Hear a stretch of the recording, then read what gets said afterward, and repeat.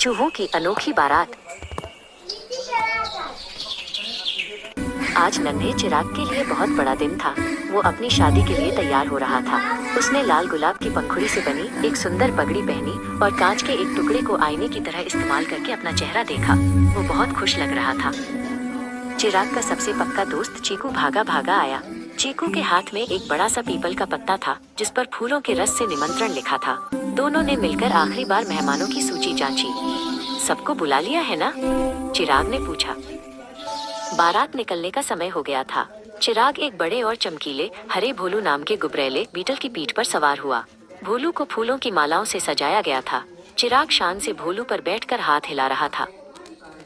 बारात में संगीत के बिना क्या मजा। गोलू और मोलू ने अपनी टोली के साथ बाजा बजाना शुरू किया।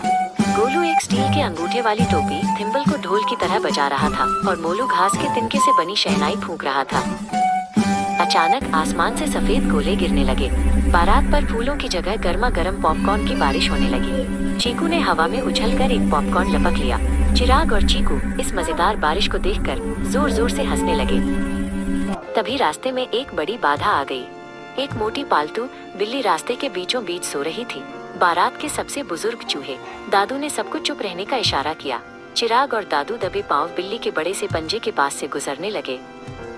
बारात आखिरकार दुल्हन मुस्कान के घर पहुंची। मुस्कान एक ऊंचे मशरूम की बालकनी पर खड़ी होकर बारात का इंतजार कर रही थी।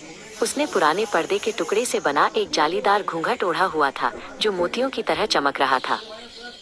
चिराग भोलू से नीचे उतरा और मुस्कान के पास पहुंचा। दोनों ने एक दूसरे को चमेली की छोटी छोटी कलियों से बनी माला पहनाई। बारात के सभी चूहों ने तालियां बजाईं और खुशी से चू चू करने लगे। अब दावत का समय था। मुस्कान और दादू एक पत्थर की मेज पर बैठे। वहाँ पनीर के बड़े बड़े पहाड़ थे और जामुन के रस के छोटे छोटे कटोरे। मुस्कान ने दादू को पनीर का एक बड़ा टुकड़ा चखाया और सबने पेट भरकर दावत का आनंद लिया।